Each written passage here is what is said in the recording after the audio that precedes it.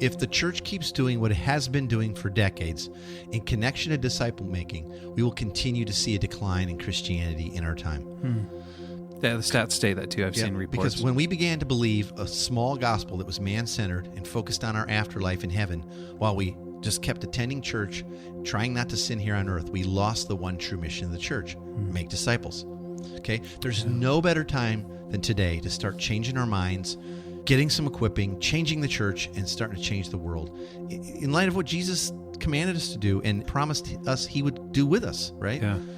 He didn't even tell us to go to church every Sunday or to read a Bible every week or to, like, go it to was church. literally Those words never came out of Jesus' mouth. No. And that's not a slam. Please, go be with the church. But make disciples. Your building's not a church. Yeah, make disciples. Yeah.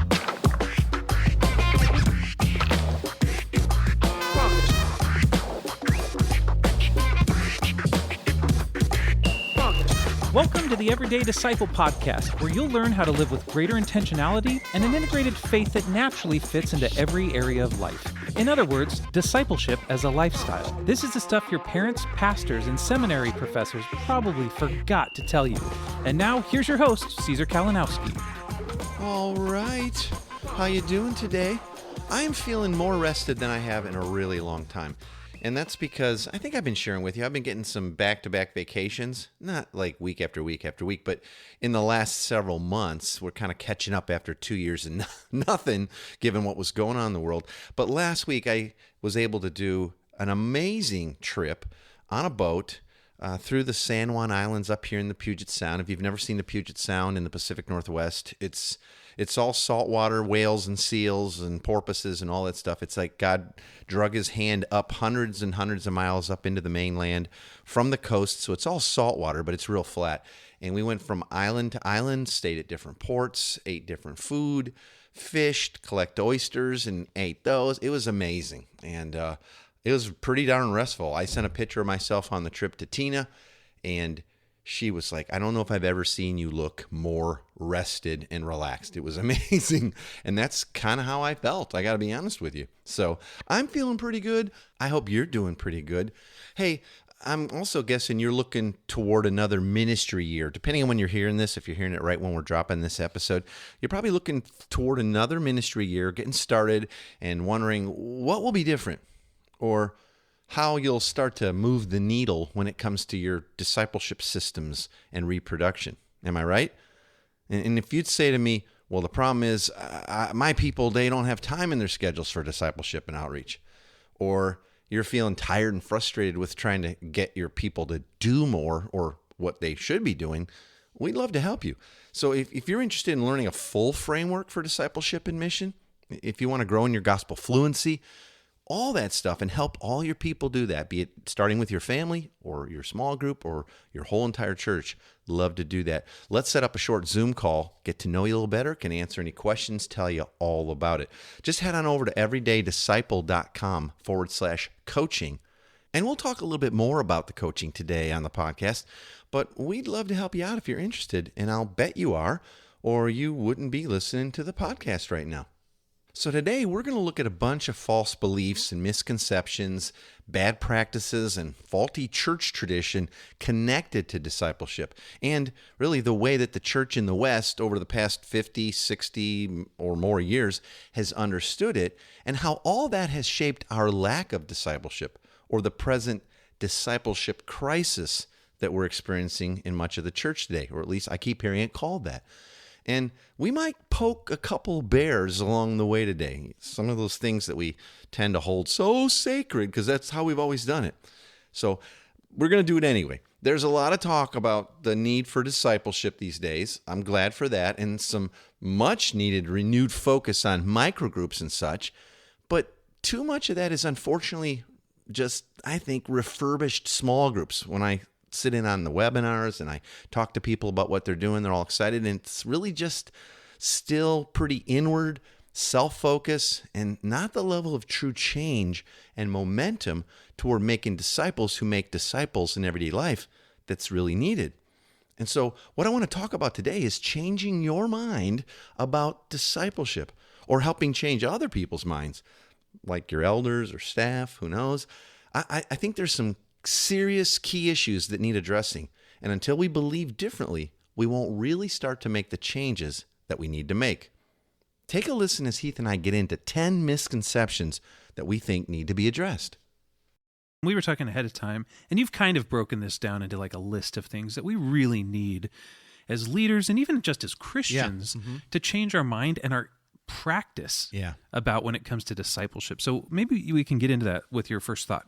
Yeah. Okay, great. So here's a bunch of things on the list that we need to change our minds about concerning discipleship, and some of which we've probably touched on before, but I've been running into these same challenges a lot over the years and a lot recently. Like, it's not getting that much better, okay? So I wanted to talk through a few, and they're not in a perfect order or based on importance, like hierarchy or whatever, perfectly. I mean, I tried to kind of put them in some logical order, but they're all, I think, pretty important, okay?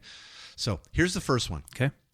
There are not, and this is something we got to change our mind about, there are not two different classes of Christian, meaning there are believers and then there's disciples, okay?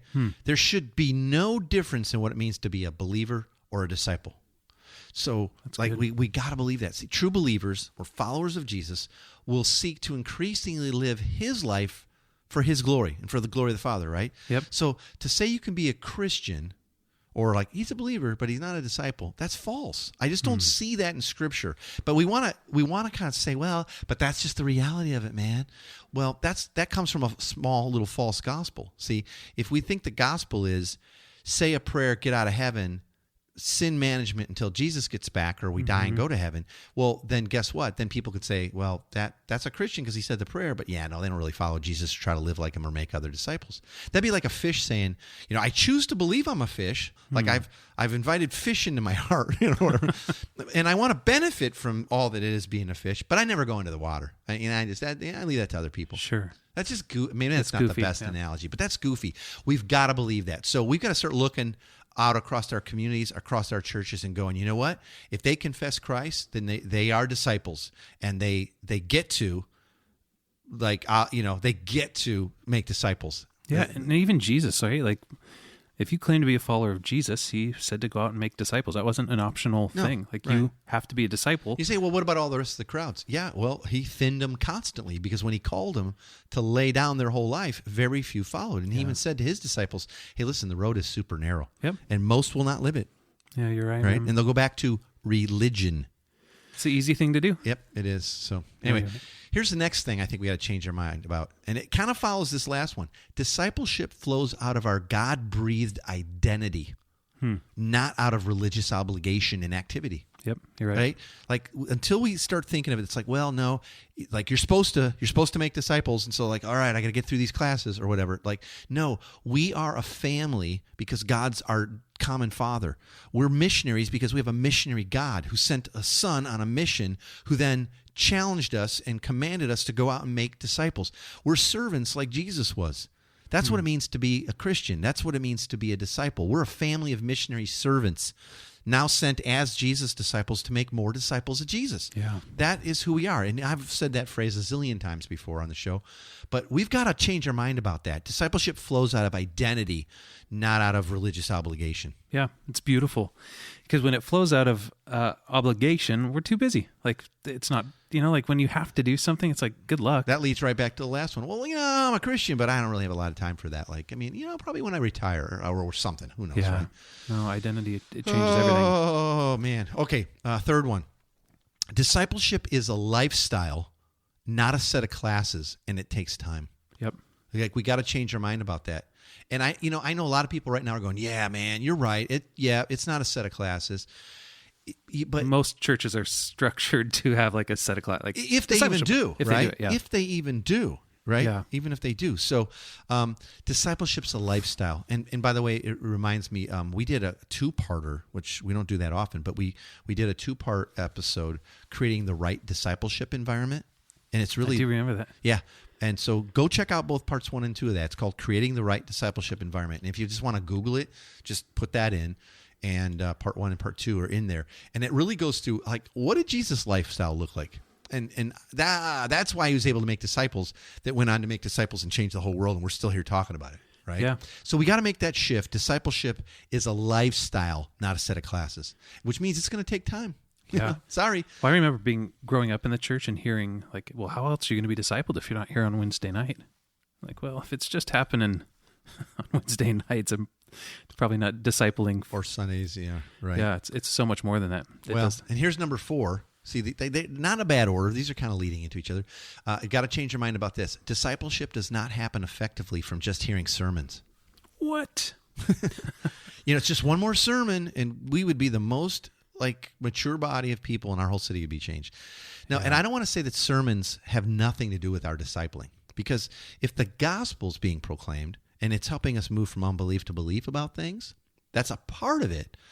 But it won't happen just through sermons. Yeah. And I, even the best preachers, I think, would tell you that. Sure. And I've known some really famous, and I still do, really smoking preachers. But they would say, yeah, that's not really discipleship. I mean, it's a part of it. God uses that. Certainly he uses that. And I love preaching. But discipleship does not effectively happen just from hearing sermons. Okay. And if that was the case, if it was, now there's this thing called the internet, and there's a zillion great sermons on it. So problem solved, right? Problem solved. Yeah. But it's not, and we're going the wrong direction. Okay. Yep. You're right. All right. Number 5. And I think I got 10. Let me just go down the list. 10. I got 10. Yeah. Here's number 5. Discipleship is not like a one-on-one activity. Some people are like, well, you're right. I got to get back to it. It's one-on-one. I got to find somebody. No, let me tell you, discipleship doesn't happen one-on-one to maturity. Sure. Aspects of it, just like parenting, you might say, well, do you do everything always, the 5 of you, Tina and the 3 kids? No, not always. Sometimes I'm just with my son. And, well, do you ever talk about the gospel and try to disciple him in the gospel's heart? Yep. Well, see there. I'm not saying it can't, but it won't happen to maturity. It has to be in community. It takes the body of Christ to make a mature disciple. Here's why. And maybe I've said this before, but there again, this is one of those changes of mind. Is discipleship's not one-to-one. So don't say, well, I'm going to get our church is going after discipleship, and we're going to start this whole new one-on-one, discipleship program. Yeah. Well, it won't go very far, because here's the thing. No one person is Jesus. So if let's say you're just coming to faith and you and I are pals, and so you and I hang out a lot for the next 2 or 3 years. Sure. And we're going through all kinds of books and everything. Who are you most going to resemble spiritually in the next 3 years? Probably you. Probably me. And though that might help in a sense, right? Yeah. Like you're learning some stuff and you're moving from, I'm not Jesus. Yeah. And you know me well enough to know, God's still working on you, bro. Sure. Right? It takes all the different body parts coming to bear, all the different, gifts and experiences and maturity levels and perspective and all that, right? Yeah. And here's the other thing. It takes the gospel in community together out on mission, out of our comfort zone to really become mature. Without the gospel, we're not going to become mature disciples. Discipleship doesn't happen, okay? That's an easy one. Without community, where we're one-on-one, I'm not Jesus. I just talked about that. And without living out on mission of making more disciples, well, then we don't, what are we gospeling? It's easy to say, man, look at this guy. He's so holy. He's just sitting there in silence. There's coffee in the back, donuts. He's taking notes on fire, No, it really takes living out on mission together in a community to move to maturity. So until we change our mind about that one, in a lot of places, that's like their highest thing is everybody win one. It's sort of, no. Now, where does one-to-one discipleship have its I think, value in community? As you identify people of peace in your life, those people who are leaning into relationship, you put an arm around them. Yep. You get them under wing to make sure they're connected to community. Yep. Don't let them drift away, right? Sure, you're going to have times with them alone, but your best thing you can do for them is get them connected to the body, connected to a community that's gospel-centered. Absolutely. That's something I'm really passionate about, too, because if you look at the way most of the Eastern, world, the Eastern Church does community. Yeah. The West is really huge on this, my personal walk. This is between me and God. Yeah. And you're it's just not the way that it was ever practiced originally. Go into hiding, study the book. No, it was always done in community. Yeah. Yeah. Well, and that's how Jesus learned the word. That's how Paul learned the word, as humans, right? He was the word, but still, as a man, Jesus was taught, right? As a boy growing up and all that. Temple, all, yeah. So, okay, number 6. Another one we have to change our mind about. Discipleship's not a passing on of doctrine and knowledge about the Bible. So all the deep Bible studies in the world don't necessarily equal discipleship, because we all know that. We've sat in lots of Bible studies, and no one's living it. No one's out discipling anybody. No one's serving anybody. They're not living out of their identity. because you know what? It's not Bible literacy that we should be going after. It's gospel fluency. Say that again? It's not Bible literacy that we should be going after. Knowing lots and lots and lots of Bible. Sure. It's gospel fluency. It's the ability to speak and live and proclaim the good news into every area of life. Because remember, discipleship's that process of moving from unbelief to belief in every area of life. Yeah. And so just Bible literacy and knowledge alone, that's not discipleship. But true discipleship, you're going to learn and live out all kinds of Scripture. Yeah. You know? No, you're right. But we got to make that shift because still so many people are like, oh, we just got to get more Bible in people. That's the problem. The church I came from, that was the same way. And it was like, no. And I'm not saying don't teach the Bible. Please don't anybody hear that. Yeah. I'm not minimizing it even. I'm just saying that's not Bible. That's not discipleship alone. Otherwise, you just see, like, what did Jesus do for three plus years with his disciples? They just sat and read the scrolls, baby. No, it was life on life, right? And there again, go back to those 2 episodes on creating the right discipleship environment, and it gives a whole bunch of the discipleship environment of Jesus and what that really, really looked like. That's right. Yeah, man. Super, super important. Yep. All right, let's keep moving. This is good. All right, man. Number 7, discipleship is living your life as if Jesus lived your life, not you get to live your best life now and fit in a little religious activity or attendance when it fits. And I don't think too many people would disagree with that. Sure. You know, like, oh, well, I thought these were things we have to change our mind about. Yeah, we do. You know why we need to change our mind? Because we put up with it. And that kind of goes back to an earlier one where it's like, well, but there's 2 kinds of, Christians. There's those who've said the prayer and they kind of just hang out and praise God, they're saved. But then there's disciples, the serious ones, it's the 80-20 rule or whatever. It's like, no. And so we get to expect by the power of the Holy Spirit that we will increasingly live our lives as if Jesus was living it. Yep. And there's a great quote out there. I couldn't find it today, but there's a great quote about that.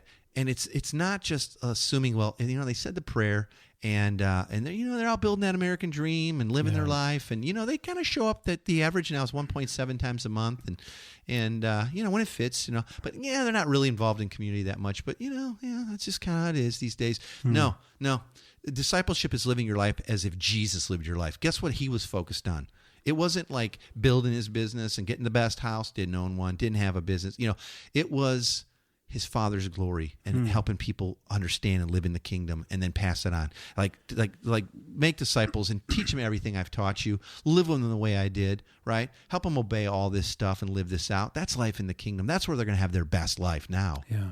Like, let's believe that Jesus lived the best possible life of any human ever did. Yeah. And let's expect that's what God's doing in their life. And let's not settle for them just sort of living their best life now and fitting it in a little. And no. We got to change our mind about that. It really is the good news, yeah. You're right. Yeah, it is. It is. It's for all people. All right, man, let's keep moving. Okay. A lot of these. Number 8, discipleship is the only mission Jesus gave the church, period. We got to change our minds. Wait. Yeah. You mean it's not the dream plan and the massive budgets and the everything else? New sound systems, lighting. Yeah. Better children's program, better bus ministry. Yep. Yeah. The new wing. No, it's not. And there again, a lot of people are going to I don't need to change my mind. I believe that. Discipleship's the only mission Jesus gave the church. Well, then does your budget reflect that? Does your calendar? Does your staff's time reflect out in the lives of tons and tons of people making disciples? Yeah, no. It doesn't. Yep. Let's come on. Very few. I'm not saying nobody. So I'm not, sure. Like I said, I don't mean to be poking people in the chest, but, right? See, discipleship's the only mission Jesus gave the church because it's always been a part of God's eternal purpose to fill the world with his glory. Which is what he's like, yeah? Yeah, what's exactly. And who's exactly the glory of the Father? Jesus. Yeah. If you've seen me, you've seen the Father. Jesus is the glory of God. And if the eternal purpose is to fill the world with God's glory, in other words, Jesus, and so disciples of Jesus living his life with his Spirit, that's how the world gets filled with God's glory. So that's why, no kidding, the discipleship would be the only mission Jesus gave the church. We've got to change our minds about this. And we got to quit giving it sort of a nod and like a programmatic side of it or something, but really, because we got bills to pay, it's about getting enough people into this building and, eking out the 3% of them that'll tithe and so we can pay the bills. I mean, there's great implication here. There really, really is. So if we just put that up on the wall, challenging my brothers and sisters who are leading others and working for churches or just even leading community. Discipleship is the only mission Jesus gave the church. Yeah, you don't need a sexy slogan. That's beautiful. Just it's put the one that, thing you've been called just to. and look at your calendar and go like, okay, this is the only mission we got. And that leads perfectly into this next one, number 9, okay?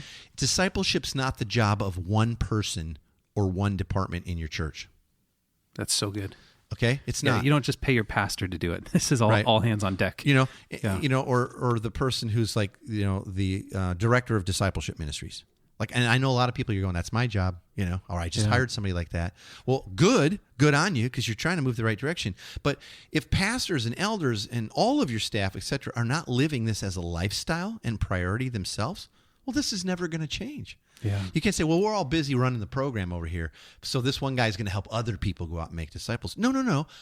The only mission of the church, we just talked about it, is to make disciples. And so discipleship can't just be one person's job or one department. I mean, that's just goofy. That's stupid. I've used the analogy before. Can you imagine, like, you own a Honda car dealership, and what's the whole mission of the Honda car dealership?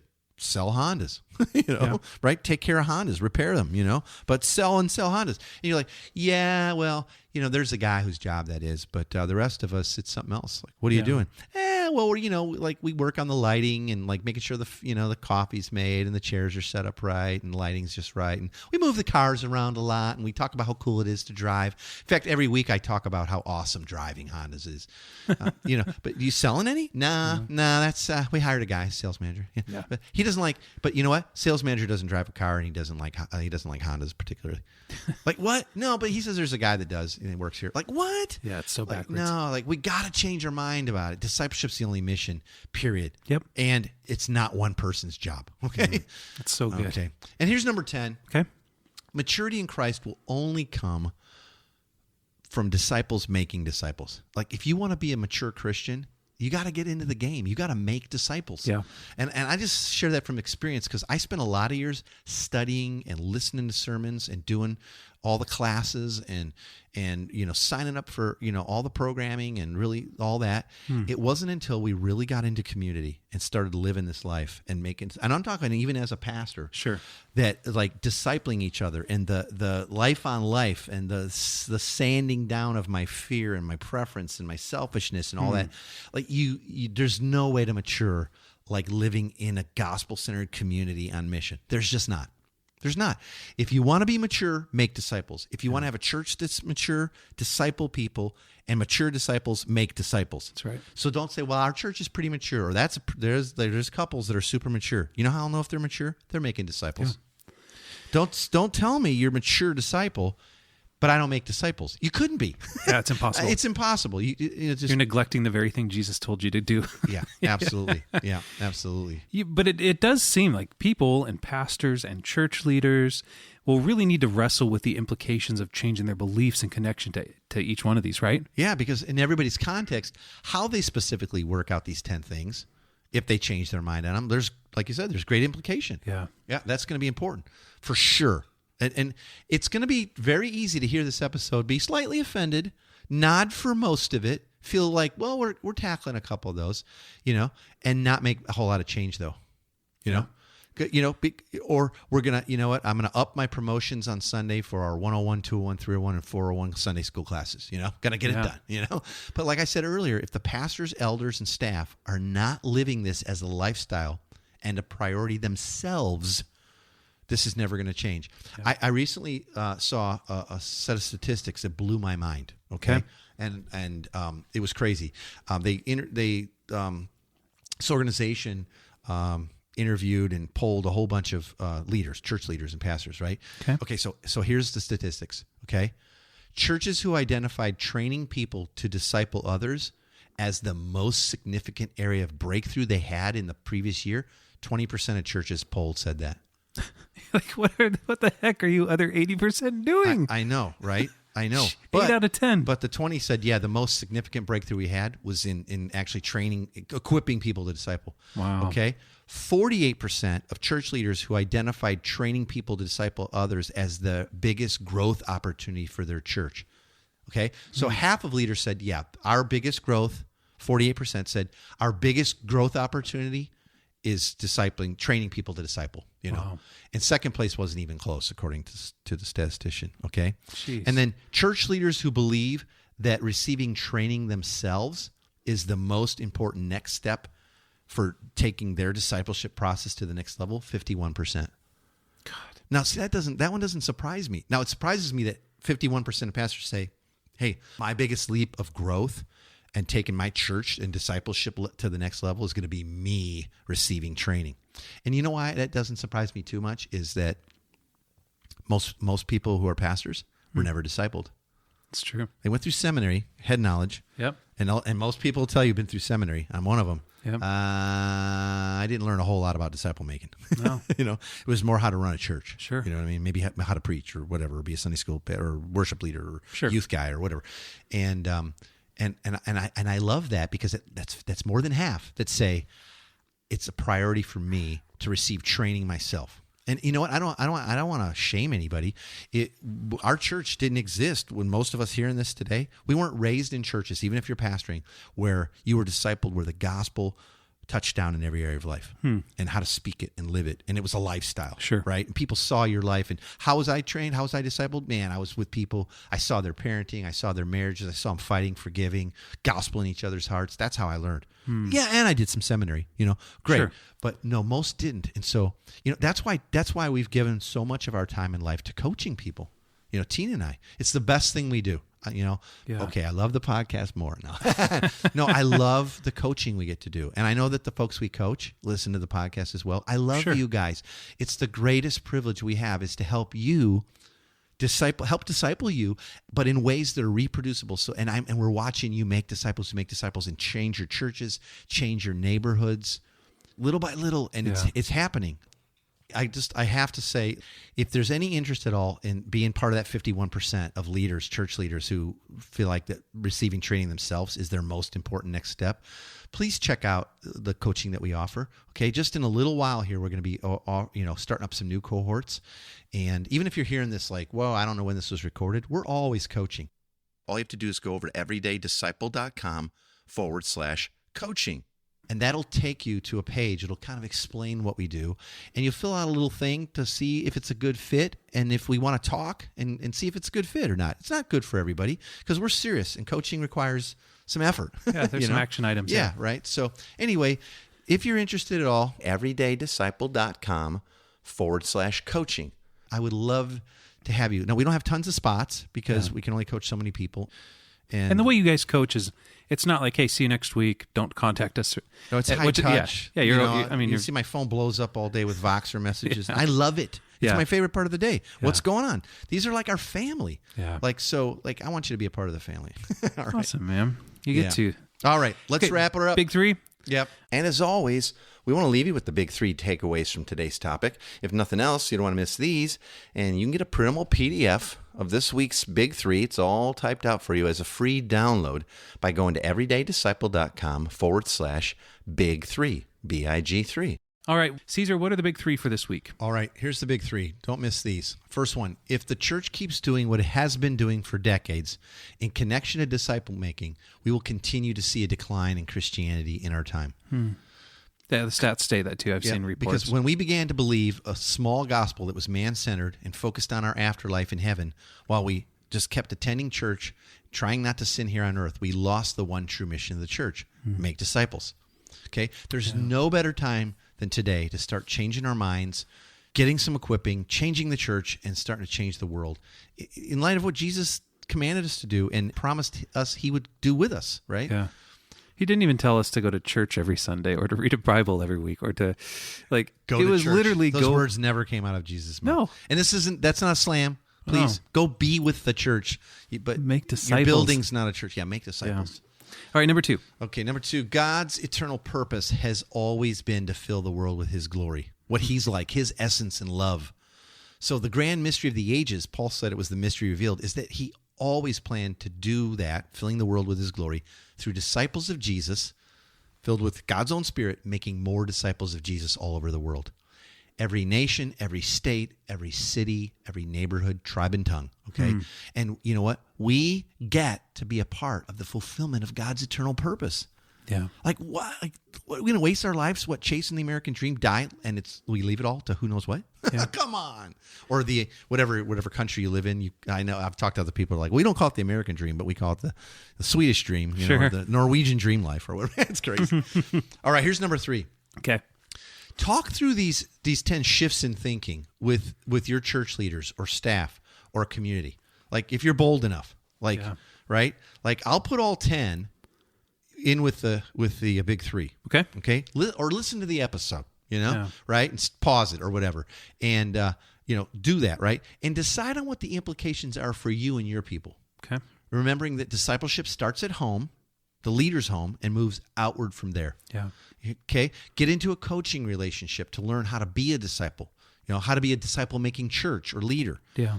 Chances are, like I said earlier, you've never been discipled in a way that the gospel spoke into and transformed every area of life. So don't stay stuck. Be humble. Get some help. Yeah. And again, I would love it if I could be your coach. And again, Tina and I coach as couples because if you're going to do this at home, you got to be doing it as couples. Sure. I mean, we have some people, we do singles now and then, or someone's like, well, there's just no way I can do this with my spouse, whatever. But it's so rare right now. We almost only do, and we prefer to do couples. So again, if you want to just at least check it out, see what's into it, and I know it's easy to fluff it off like, I don't have time for that. It's like, that's why we don't have disciples making disciples, Yeah. Or like, oh, it costs something. It's not free. I get people literally email me, hammering me. Oh, I got to pay to be a disciple. No, you don't have to. But if you don't know how, where are you going to get it? And if you don't know, I don't know. Yeah. So check it out. That. All you got to do right now, and don't blow it off, at least take that first step and check it all out by going to everydaydisciple.com/coaching. And you'll get all the details. And maybe it's a good fit. And we would love to be your coaches. And we'll help you live this life and help you see others make disciples who make disciples. You can. We get to. It's not a mystery. We'll show you how. Well, that's it for today. Thanks again, Heath. I love you, brother. Please join me again right here, new episodes every Monday, and we'll continue to make discipleship and missional living a whole lot simpler together. I'll talk to you soon. Thanks for joining us today. For more information on this show and to get loads of free discipleship resources, visit everydaydisciple.com. And remember, you really can live with the spiritual freedom and relational peace that Jesus promised every day.